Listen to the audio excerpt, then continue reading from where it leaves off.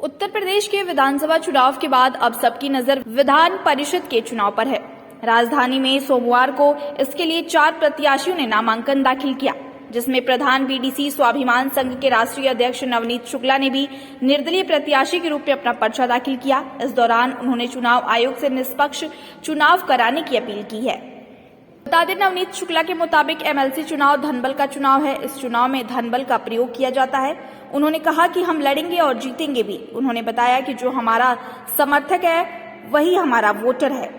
यदि कहीं पर भी हरकत होती है तो फिर आंदोलन होगा और इसका खामियाजा भी गलत करने वालों को भुगतना पड़ेगा। उन्होंने चुनाव आयोग से अपील करते हुए कहा कि स्वच्छ वातावरण में चुनाव कराया जाए, जो जीते वह जीत का हकदार हो और जो हारे वह हार स्वीकार करे। उन्होंने बताया कि इस बार सभी 36 सीटों पर प्रधान बीडीसी स्वाभिमान संघ से जुड़े लोग चुनाव लड़ रहे हैं। इतिहास ऐसा रहा है, लोग बताते रहे हैं कि ये धनबल का चुनाव है और जबरदस्ती का चुनाव निर्विरोध करा लिया जाता है। इसलिए मैं कहना चाहता हूं कि हम उत्तर प्रदेश के 826 में हैं। केसरिया रंग धारण कर रखा है हमारे बीडीसी भाइयों ने, जो बलिदान का प्रतीक है।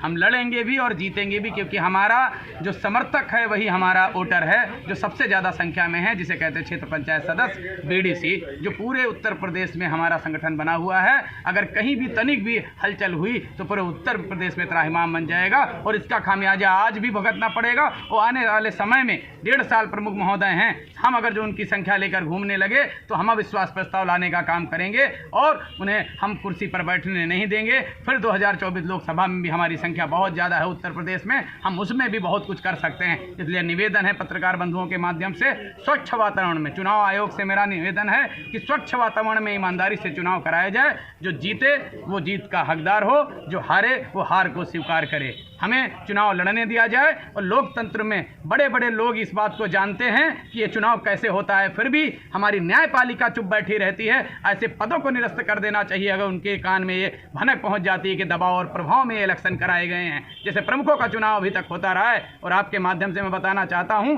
कि हम 36 सीटों पर हमारे सारे प्रत्याशी हमारे प्रधान बीडीसी स्वाभिमान संघ के पहली बार 27 सालों में हिम्मत जुटा पाए हैं। हमारे नेतृत्व में हमारे बीडीसी भाई, हमारे प्रधान भाई जो प्रत्याशी के रूप में आ रहे हैं, क्योंकि ये कोई राजनीतिक चुनाव नहीं है, ये गैर राजनीतिक चुनाव होता है। इसमें किसी दल की भागीदारी नहीं होती है। इसमें इन्हें अपना चुनाव, निकाय चुनाव, लोकल बॉडी का लड़ने देना चाहिए।